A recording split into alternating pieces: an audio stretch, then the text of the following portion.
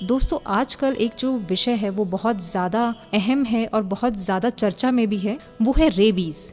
इसीलिए दोस्तों हमने इस विषय को महत्वता देते हुए इस विषय पर बात करने की सोची है। सबसे पहले तो हम ये जानना चाहेंगे डॉक्टर कि रेबीज क्या है, क्योंकि बहुत सारे मिथ्स हैं। किसी को लगता है ये सिर्फ डॉग से होती है, मतलब आप एक क्लियर कट डेफिनेशन में हमें समझाएं कि रेबीज क्या है। ये एक वैक्सीन प्रिवेंटेबल डिजीज़ है, वायरल डिजीज़ है, जो मुख्यतः ये आप वर्ल्ड में लगा लो 150 से ज़्यादा कंट्रीज़ में प्रिवेलेंट है। ओके। और जो ऐसे कि हम सुनते हैं आजकल रेबीज़ के बारे में, तो डॉग्स जो है main source of rabies deaths हैं जितनी भी हो रही है, contributing approximately 99% of all rabies transmissions to human beings. So ये एक वायरल डिजीज़ है जो हमारे जो मैमल्स के इंक्लूडिंग ह्यूमंस के सेंट्रल नर्वस सिस्टम को अफेक्ट करती है, और ये जनरली ट्रांसमिट होती है बाइट ऑफ डिजीज्ड एनिमल। जो एनिमल है जैसे कॉमनली डॉग्स है या दूसरे कार्निवोरस एनिमल्स है, वो अगर उनमें डिजीज है और वो बाइट करेंगे ह्यूमन बींग्स को, तब ये ट्रांसमिट होती है। सो इसमें इसके कुछ सिम्टम्स हैं और कुछ इसके ऐसे दुष्परिणाम हैं जिसमें ये डेथ होना इसका लाजमी है। डेथ होगी रेबीज से अफेक्टेड होगी। सो इसके कुछ प्रिवेंटिव मेजर्स है या कुछ मैनेजमेंट है जो हमें जरूर ध्यान से करवानी है। जी। तो डॉक्टर जैसा आपने बताया कि जो अफेक्टेड एनिमल है, जो ज़्यादातर कार्निवोरस एनिमल्स होते हैं, लेकिन ज़्यादातर हम देखते हैं कि डॉग्स की अगर हम बात करें, क्योंकि अगर हम देखते हैं ज़्यादातर लोगों को यही पता है कि अगर रेबीज, जैसा ही रेबीज का नाम आएगा तो सबसे पहला जिस एनिमल का जो नाम आएगा वो होगा डॉग। तो क्या सिर्फ ये डॉग से ही हो सकता है या और भी एनिमल, जैसे आपने कार्निवोरस का लिया, लेकिन एक दो एनिमल्स के और नाम बताएं जो एटलीस्ट हमारे दोस्तों को क्लियर हो जाए। जी, जैसे कि मैंने कार्निवोरस का नाम लिया, तो ये डोमेस्टिक डॉग्स भी हो सकते हैं, कैट्स हो सकती हैं, और कुछ ऐसे स्पीशीज हो सकते हैं कार्निवोरस के, जैसे फॉक्स हो गए, जैकॉल्स हो गए, कुछ बैट्स हो गए, उनमें से भी। पर इनमें डिफरेंट टाइप का रेबीज का वायरस ट्रांसमिट हो सकता है, और ये रिजर्वायर एक्ट करते हैं रेबीज के लिए, और ये ओकेजनली ह्यूमंस में भी ट्रांसमिट कर सकते हैं। आई थिंक ये एक नई बात है डॉक्टर हमारे लिए, क्योंकि हम ज्यादातर यही जानते हैं कि रेबीज अगर होता है तो वो सिर्फ एनिमल से होता है, और ज्यादातर हम सिर्फ डॉग्स के बारे में ही हम जानते हैं, हम ज्यादा सुनते हैं। बट कुछ और भी वाइल्ड एनिमल की जो बाइट होगा वो ट्रांसमिशन के चांसेस होगा। तो ऐसे केसेस में वेटरनरी डॉक्टर को उस एनिमल के बारे में बताना पड़ेगा, और जो क्लिनिशियन होगा उसको बाइट दिखानी होगी जो ह्यूमन बीइंग्स। तो डॉक्टर जैसा कि रेबीज हम कहते हैं कि डॉग बाइट से या एनिमल से से होता है या ह्यूमन से भी हो सकता है, लेकिन हमें ह्यूमन को हो सकता है। अच्छा, उससे अगर मान लीजिए वो अफेक्टेड है तो उससे किसी को नहीं होगा ना? ऐसे केसेस बड़े रेयर हैं कि ह्यूमन ने किसी को बाइट किया और रेबीज इसको अदरवाइज नहीं होगा। वो सलाइवा के जो वुंड जो एब्रेडेड स्किन होगी, through that route only it is transmitted. तो मतलब हम ज्यादा अगर इसका माने तो एनिमल्स टू ट्रांसफर होता है तो सिर्फ ये एनिमल्स से ट्रांसफर होता है, एनिमल्स टू ह्यूमंस। ठीक। जी डॉक्टर एक चीज़ और हम बात करना चाहेंगे इस बारे में। एक हमारा थोड़ा डाउट एक और है, ताकि आप हमारा वो डाउट भी क्लियर करिएगा। डॉक्टर जैसे अगर मान लीजिए किसी डॉग ने किसी ह्यूमन को या किसी आदमी को बाइट किया है, अगर ये मतलब वो नॉर्मल डॉग है, लेकिन हमें पता कैसे चलेगा कि वो जो डॉग है वो रेबीज से ग्रसित है, उसको कुछ प्रॉब्लम है, तो तभी हम पता कर पाएंगे उस डॉग से हम बचाव कर सकें अपना? जी, वैसे तो हमारे जो कंट्री में इतनी स्ट्रे डॉग्स हैं और इतनी डॉग बाइट्स हो रही हैं, हमें हर बाइट को सस्पेक्टेड बाइट ही ट्रीट करना है। उसको जो क्लिनिशियन या डॉक्टर को दिखाना ही पड़ेगा।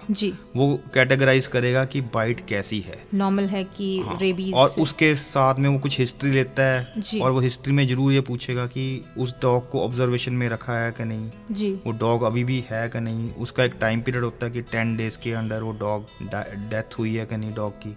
पर इसके अलावा जैसे आपने पूछा, ये सवाल बिल्कुल सही पूछा कि हमें कैसे पता लगेगा, कुछ ऐसे पता होना चाहिए कि रैबिड डॉग है कि नहीं, कि रेबीज से अफेक्टेड डॉग है कि नहीं। सो उसमें कुछ साइंस एंड सिम्टम्स डॉग्स में भी होते हैं। जनरली इसको हम क्लासिकल फॉर्म में एक बिहेवियरल चेंजेस देखते हैं एनिमल्स में, स्पेशली वाइल्ड एनिमल्स में, जिसमें वो अपना जो नेचुरल फियर होता है दूसरे एनिमल्स का या ह्यूमन बीइंग्स का, वो लूज कर देता है। सो उसे डर नहीं लगता उनको, और वो allowing them to come into usually close proximity and contact. ठीक है, स्पेशली ह्यूमन बीइंग्स के केसेस में। सो सो धीरे धीरे जो डॉग होता है वो इफेक्ट, अगर डॉग या दूसरा जो एनिमल है अगर रेबीज उसको हो गई है जी। तो वो पैरालाइज्ड होगा और डेथ उसकी हो जाती है कुछ समय के बाद हाँ, उसको डेथ पर इससे पहले वो किसी को काट ले तो जी। वो बहुत ही उस ह्यूमन बीइंग के लिए फेटल होना ही होना है। ओके हाँ, उसके बचाव के लिए उसकी प्रॉपर मैनेजमेंट जी जरूरी है।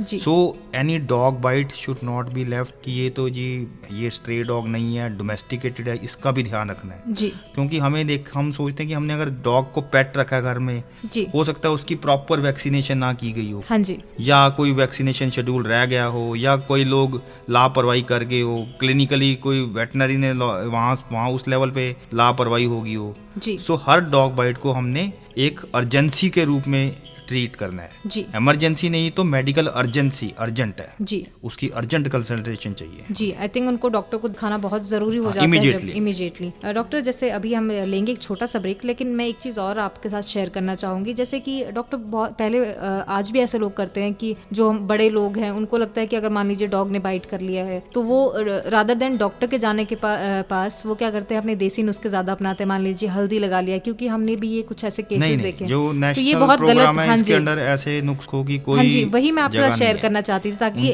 उनको प्रॉपर ट्रीटमेंट लेना चाहिए जी। और हर वुंड की एक प्रॉपर मैनेजमेंट है जी जी और वैक्सीनेशन का शेड्यूल है, जो इम्यूनोग्लोबुलिन देते हैं हम रेबीज के लिए उसका एक टाइम फ्रेम है। जी। तुम वो टाइम फ्रेम और वो शेड्यूल अगर मिस कर दोगे तो इट विल बी वेरी बहुत फेटल। खतरनाक हो सकता है। तो दोस्तों देखिए, रेबीज एक बहुत ही खतरनाक बीमारी है। जैसा कि अभी मैंने डॉक्टर के साथ भी इसलिए ये बात शेयर की क्योंकि जो देसी नुस्खे हैं वो आप ऐसी प्रॉब्लम्स में नहीं कर सकते हैं। आप वो अगर आप ऐसी प्रॉब्लम्स करते हैं, आप नेग्लिजेंस करते हैं, आपको लगता है ऐसे ठीक हो जाएगा, तो ये प्रॉब्लम्स ऐसे ठीक नहीं हो सकती है। जब भी कुछ ऐसा आपको लगता है या जब भी आपको लगता है किसी डॉग ने आपको बाइट किया है, आपको लगता है कि शायद हो सकता है उसके कुछ डॉग का जो कोई बिहेवियरल चेंजेस अगर आपको लगता है या नहीं भी अगर आपको लगता है तो भी आप डॉक्टर को जरूर दिखाइएगा, वो भी इमीडिएटली, ज्यादा देर मत कीजिएगा। डॉक्टर ने हमें बताया कि रेबीज क्या है, कैसे होती है और कैसे डॉग्स जो हैं बाइट करते हैं तभी ये प्रॉब्लम हो सकती है। इसका ये जो ट्रांसमिशन है थ्रू दी सलाइवा है। ओके, बाइट में जो सलाइवा के थ्रू जो जी। वायरस होगा वो ये वुंड पे जाएगा और अलोंग द नर्व्स वो ट्रांसमिट हो जाएगा, ह्यूमन बीइंग के जी ब्रेन तक पहुंच जाएगा। आई थिंक ये डॉक्टर आपने एक चीज और बहुत अच्छे से क्लियर कर दी कि जब बाइट करना और एक जब बाइट करते तो सलाइवा के साथ वो आई थिंक आपने बहुत अच्छे से वो क्लियर हमें ये किया। देखना है कि इंटैक्ट स्किन है, अब्रेडेड जी। स्किन है, ये सारे कैटेगरीज हैं इसकी। आई थिंक ये अब और क्लियर हो गया डॉक्टर। अच्छा डॉक्टर, जैसे आपने ये चीज़ें जानने से पहले हमें बताई, एक चीज़ अब हम और जानना चाहेंगे और आई थिंक हमारे लिसनर्स भी जानना चाहेंगे क्योंकि हम ह्यूमंस की बात कर रहे हैं। अगर मान लीजिए किसी को ये जैसे डॉग ने जैसे बाइट किया है, उसके थ्रू जो सलाइवा जो ऐसे आपने अभी डिस्कस आपने बताई ये चीज़ कि कैसे वो एक ट्रांसमिट होता है, तो मान लीजिए वो जो जिस डॉग ने ये काम किया है वो अगर मान लीजिए स्ट्रे डॉग है जैसे जी, वो उसके बाद हम इतना ऑब्जर्व उसको नहीं कर सकते हैं, लेकिन जिस इंसान को उसने काटा है तो उसके बाद उस इंसान के हम सिम्टम्स कैसे देख सकते हैं, क्योंकि हमें नहीं पता है कि किस डॉग ने काटा है। तो हम ये तो चलो हमारी जानकारी के लिए कि सिम्टम्स पता होने चाहिए। जी जी अगर सिम्टम्स नहीं भी आ रहे और डॉग ने काटा है हाँ जी तब भी हमें ट्रीटमेंट लेने की जरूरत पड़ती है। ओके, लेकिन अगर हम वो उसका हमें जरूरी नहीं है कि हम 10 दिन उसको देखें जी उसके बाद डॉक्टर के पास जाएं। हमें डॉक्टर के पास तुरंत जाना चाहिए और डॉक्टर डिसाइड करेगा कि किस प्रकार का ट्रीटमेंट इसको मिलेगा। जी, अगर ह्यूमंस में कोई ऐसे सिम्टम्स जिससे हमें हाँ पता हाँ, चले। वो सिम्टम्स तो है ही हाँ, जी हाँ, है, बट वो इसमें ये है कि ये सिम्टम्स जो है काफी देर बाद आते हैं रेबीज के। ओके, ये मिनिमम में वेरी फ्रॉम 1 वीक से लेके 1 ईयर तक हो सकता है, इतना अच्छा। लॉन्ग स्पेल हो सकता है। ओके, बट वो फेटल ही होगा। अगर रेबीज हुई है ह्यूमन बीइंग की तो वो डेथ होनी जरूरी हो जाएगी। मतलब ऐसा है डॉक्टर वो कि death आज ही होगी नहीं तो उसकी। कल, आज नहीं तो हाँ। कल धीरे या हो हाँ, चाहे तो ये तो हमारी जानकारी के लिए है सिम्टम्स। जी वो तो एग्रावेटेड स्टेज में, पर तब तक देर हो चुकी होती है। जी जी जी इसकी ऑनसेट 1 वीक से लेके कुछ मंथ से लेके 1 ईयर तक पहुंच रही है। तो अब हम ये हमारी नॉलेज के लिए कि ये सिम्टम्स होते हैं, बट हमें तो उसको बचाना है। जी। एक बार बाइट हो गई है तो डॉक्टर के पास तुरंत जाना आई थिंक पड़ेगा। सबसे अहम बात और सबसे इम्पोर्टेंट चीज किसी को सिम्टम नहीं भी पता तब नहीं भी भी डॉक्टर पता जाना है। है। आपको जब भी ऐसा कुछ लगता है या कुछ किसी ने कुछ काटा है, छोटा सा भी अगर मान लीजिए उसने थोड़ा सा कर भी दिया है, हाँ, टच वो भी कर दिया, उसकी कैटेगरीज है कि categories लिक है। किया है, टच किया है, हाँ जी। अब्रेशन किया है, वो कैटेगरीज है। ओके, उसमें भी लेकिन आई थिंक वो डॉक्टर को एक बार कंसल्ट हाँ, करना बहुत डॉक्टर हैज जरूरी टू है। Categorise and then treat accordingly. Okay, तो दोस्तों देखिए जैसा कि डॉक्टर फिर भी मैं आपकी जानकारी के लिए बता हाँ देता हूँ जी। कि ये सिम्टम्स लोगों को पता होने चाहिए कितने भयानक सिम्टम्स होते हैं। जी, जी। वो फीवर होता है विद पेन होता है और अनयूजुअल टिंगलिंग या प्रिकिंग सेंसेशन होती है जी, वोंड साइट पे होती है। ओके, सो धीरे धीरे ये वायरस स्प्रेड करेगा हमारे नर्वस सिस्टम के अलोंग, तो ब्रेन या स्पाइनल कॉर्ड पे पहुंच जाएगा, तो और तरह के सिम्टम्स आएंगे। ओके, और बेसिकली ये 2 फॉर्म्स की होती है डिजीज। एक जिसको हम कह सकते हैं पीपल विद फ्यूरियस रेबीज, उसमें क्या होगा कि हाइपर एक्टिविटी होगी, एक्साइटेबल बिहेवियर होगा। एक टर्म होती है हाइड्रोफोबिया, फियर ऑफ वाटर, जी, और aerophobia, fear of drafts of fresh air. Okay, तो इसमें क्या होगा, उसको हवा के झोंके से भी डर लगेगा, पानी से भी लगेगा, क्योंकि उसके मसल्स के जो कंसर्न रेस्पिरेटरी मसल्स वगैरह है उसका स्पाज्म हो जाता है, जी, जी, वो सिकुड़ जाते हैं जी, और स्फीयर पेन होती है। ओके, सो ये धीरे धीरे पैरालिसिस सेट हो जाएगा और ये डेथ हो जाएगी कुछ देर के बाद, कार्डियो रेस्पिरेटरी डेथ हो जाएगी। जी, इसी तरह एक डिफरेंट टाइप की रेबीज क्लासिफाई किया, पैरालिटिक रेबीज। इसमें थोड़ा सा कोर्स इसका लॉन्गर चलता है और ये मिस डायग्नोज भी होता है कई बार। सो ये तो क्लिनिशियंस के लिए चीजें हैं, बाकी हमें जब भी बाइट हुई है हमें तुरंत डॉक्टर के पास जाना है। जी, आई थिंक डॉक्टर अपने जैसे डायग्नोस की हम बात करना चाहेंगे, क्योंकि जैसे अभी आपने कहा कि मिस डायग्नोस हो जाता है बहुत बार, तो एक प्रॉपर वे ऑफ डायग्नोस अगर हम बात करें तो वो क्या है? जी, यही तो इसमें ज़्यादा समस्या है कि जो इसकी डायग्नोसिस है, क्लिनिकल डायग्नोसिस एक डिफिकल्ट है जी, अनलेस रेबीज स्पेसिफिक साइंस ये हाइड्रोफोबिया या एरोफोबिया जाके हमें दिखाई देते हैं, वो तो लेट हो जाता है काम तब तक। जी, जी, आप किसी के पास ऐसे तंदुरुस्त बंदा जाके कह रहा है कि मेरे को डॉग ने ये थोड़ा सा काटा है, जी, तो डॉक्टर कैसे तय कर लेगा कि वो डॉग रैबिड है कि नहीं जी, हाँ जी, इमीडिएटली? जी, सो उसके लिए क्लासीफाई करना वुंड को और ट्रीटमेंट देना ज्यादा जरूरी है, ना कि वो तो साइंस जब कितनी देर बाद साइंस आते हैं घातक साइन रेबीज के, हाँ जी, तब तक तो देर हो चुकी होती हाँ है, जी, इनएविटेबल डेथ हो जाती है तब जी, तक। जी डॉक्टर, सो इसलिए एक ये चीज है कि अगर डॉग मर जाता है हाँ जी, विद इन 10 डेज तो एक काफी तगड़ा इंडिकेटर है कि रैबिड हो सकता है। और इसका जो इन्फेक्टेड टिश्यू ज़्यादातर ब्रेन वगैरह ये सैंपल लिया जाता है, जो टेस्टिंग के लिए प्रॉपर लैब में भेजा जाता है। ये यहाँ पे हमारे यहाँ पे कसौली में एक स्थित लैब है, वहाँ भेजा जाता है। ओके, सो ये कुछ टेस्ट हैं ऐसे जो डॉग के कुछ हिस्सों का ब्रेन, स्किन या ऐसे स्लाइवा, यूरिन, इनका सैंपल भी लिया जा सकता है जी, जी, रैबिड डॉग्स का। ओके। तो दोस्तों देखिए, आप जो भी बातें डॉक्टर इंद्रपाल ने भी बताई है, आप उन बातों को आप ज़रूर अपने ध्यान में रखिएगा, अपने माइंड में रखिएगा और इन बातों को भूलिएगा नहीं, क्योंकि ये जो बातें हैं ये बहुत ज़्यादा इंपॉर्टेंट है। अभी हम बात करेंगे डॉक्टर से, हम चंडीगढ़ में रहते हैं, चंडीगढ़ की ही हम बात करना चाहेंगे। डॉक्टर, आजकल हम बहुत सारे केसेस ऐसे देख रहे हैं कि डॉग बाइट के जो केसेस हैं, हर दूसरे दिन हम न्यूज़पेपर में पढ़ते हैं, कभी मान लीजिए कि 8 घंटे के अंदर अंदर 15 लोगों को काट लिया है, तो ये किस हद तक अफेक्ट कर सकता है? जी, इन सारे जो जिनको बाइट होती है उनकी लाइन लिस्टिंग बनती है, ओके, और डॉग को ऑब्जर्व किया जाता है। हाँ जी, तो ट्रीटमेंट तो देना ही देना है। ट्रीटमेंट की जैसे मैं बता रहा हूँ कैटेगरीज है,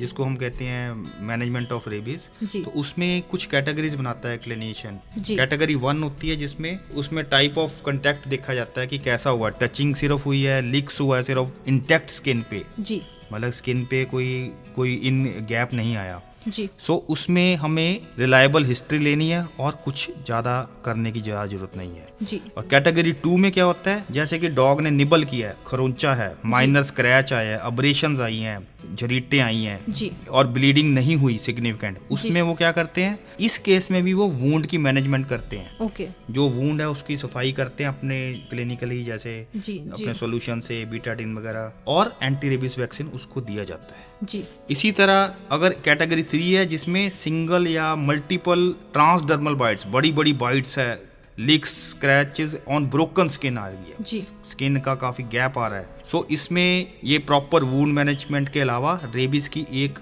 इम्यूनोग्लोबुलिन होता है वो दिया जाता है, प्लस एंटी रेबीज वैक्सीन का कोर्स दिया जाता है जी। सो इसको हम कहते हैं पोस्ट एक्सपोजर प्रोफिलैक्सिस। एक्सपोजर होने के बाद ट्रीटमेंट दिया गया है जी। सो इसकी कुछ कैटेगरीज है, वो क्लिनिशियन डिटरमिन करता है।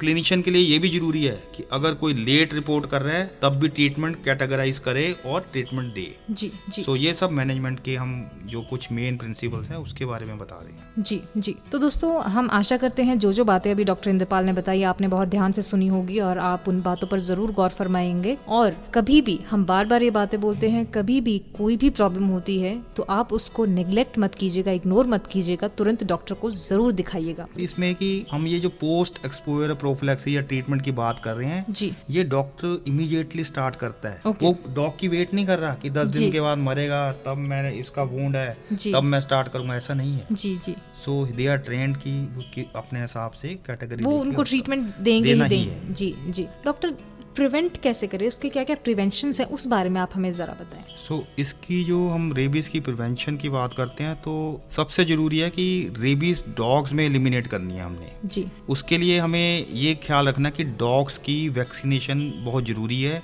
और काफ़ी कॉस्ट इफेक्टिव स्ट्रेटजी है जी, कि जिससे रेबीज ह्यूमन बींग्स में ना हो। Okay, so dog vaccination reduces the risk attributable to the rabies in जी। ह्यूमंस। जी सो इसमें अब हम कहेंगे, आप कहोगे कि अपने डोमेस्टिक डॉग को, पेट डॉग को तो सारे वैक्सीन लगा देते हैं, जी, तो स्ट्रे डॉग का क्या होगा, उसको वैक्सीन लगाया कि नहीं? हाँ जी, सो अभी गवर्नमेंट कुछ पॉलिसीज हैं जैसे प्रमोट कर रही है कि आप स्ट्रे डॉग को सिर्फ रोटी खिला रहे हो और अपने कुछ ऐसे दान पुण्य के बातें उनसे लिंक की हुई है धर्म की।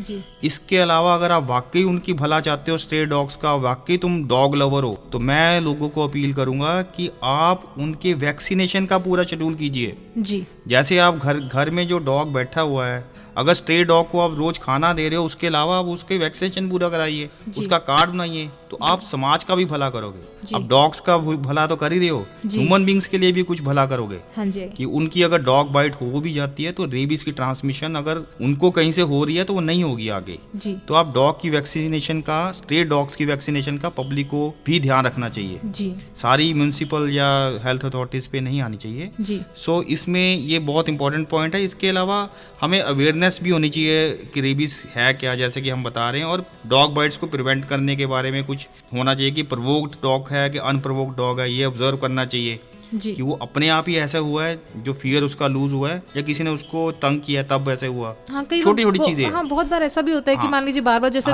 जैसे बच्चे होते हैं। मैंने वो पॉइंट कहा था कि फियर लूज हो गया रेबीज के कारण। जी जी, अब कई बार तुम पत्थर मारोगे या उसको तंग करोगे तो फिगर तब भी लूज होगा। हाँ तो ये जी। जरूरी नहीं वो डर के भागेगा, जी वो भी रिएक्ट करेगा कि React मैं इसने करेगा। मेरे को मारा है, मैं इसको पकड़ता हूँ। जी जी, आई थिंक तो- ऐसा बहुत बार कुछ हाँ, बच्चे भी तो- करते हैं जो शरारत तो हर करते हैं। काटने वाला डॉग ऐसा नहीं कि वो Rabies डॉग से का ही affected। फॉल्ट है या वो रेबीज से अफेक्टेड है इसलिए काट रहा है। जी जी, आपने तंग किया उसको, भूखा है वो, जी। ये भी हो सकता है। हाँ जी। तो कई कारण हो सकते हैं। ये डॉग बिहेवियर का भी हमें अच्छी तरह स्टडी या पब्लिक को उसका अवेयरनेस होनी चाहिए। जी जी, बाकी रेबीज की वैक्सीनेशन जो प्रोग्राम है, जो लोगों को पता होना चाहिए कि कहाँ पे जाना है। जैसे हमारे यहाँ सेक्टर 19 में क्लिनिक है और गवर्नमेंट हॉस्पिटल में सब वैक्सीनेशन की अवेलेबिलिटी है। जी तो लोगों को अवेयर होके वहाँ पे भी सहायता अपने दूसरों को भी बताना चाहिए। जी, आई थिंक डॉक्टर आपने ये बहुत ही अच्छी बात और आई थिंक बहुत इंपॉर्टेंट बात आपने बोली और लोगों से आपने अपील भी की इस बात के लिए। हम भी दोबारा अपील करना चाहेंगे कि अगर आपको लगता है रादर देन उसको आप, वो अच्छी बात है कि आप उसको खाना दे रहे हैं, लेकिन एक चीज़ बहुत ज़रूरी है जो वो है वैक्सीन।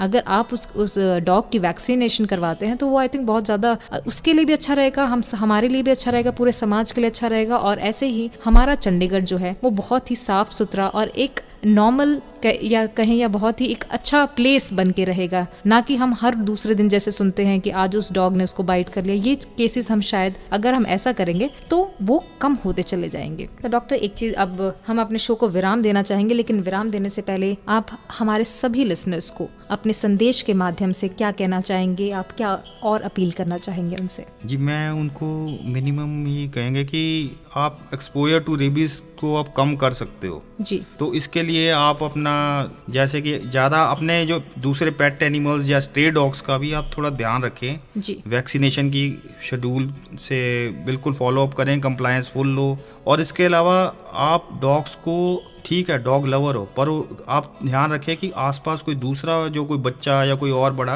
कोई उसको प्रवोक ना करे। जी, तो प्रवोक करने पे भी उसका बिहेवियर चेंज होता है, तो वो कंफ्यूज करेगा, तो वो बाइट्स ज़्यादा होंगी, तो जी। ज़्यादा लोग जाएंगे क्लिनिक पे कि हमें जी ये हो गया वो हो गया। सो इस तरह वाई टू बर्डन एवरीबॉडी कि आप अपना बिहेवियर ठीक कीजिए और डॉग भी अपना बिहेवियर ठीक कर लेगा। जी, इसके अलावा हमें वैक्सीनेशन का पता होना चाहिए कि कैसे वैक्सीनेशन कहाँ पे लगनी है, और क्लिनिशियन को थोड़ा सा ध्यान रखना रखना पड़ेगा कि वो कैटेगराइज करके एफिशिएंटली अपनी वुंड मैनेजमेंट जितनी भी है वो करें, और पब्लिक में जो स्केयर बना होता है उसको कम करने की वो कोशिश करें through proper guidance and counselling. जी, तो thank you so much doctor कि आपने रेबीज पर हमारे सभी लिसनर्स को इतनी इंपॉर्टेंट बातें हमें बताई, और आई थिंक ये बातें सुन के उनके जितने भी डाउट्स थे वो सभी क्लियर हो गए होंगे, और उनको आई थिंक अब डरने की जरूरत नहीं है। और आई थिंक एक चीज और, जैसे आपने वो फेयर वाली बात कही थी कि आप कभी ये मत सोचिए कि वो रेबीज से ही अफेक्टेड है वो डॉग। बहुत बार ऐसा होता है कुछ बच्चे उसको छेड़ देते हैं, कई बार हम बड़े भी उनको कुछ कह देते हैं, हो सकता है वो भूखा भी हो। तो डॉग से आप प्यार कीजिए, वो अगर आप उनको प्यार देंगे तो वो भी आपको प्यार देंगे। और अगर आपको ऐसा लगता है कोई डॉग जो है, कोई एनिमल अगर प्रॉब्लम में है, तो उसको आप डॉक्टर को दिखाइएगा, क्योंकि इससे अच्छा कार्य और कुछ नहीं हो सकता है।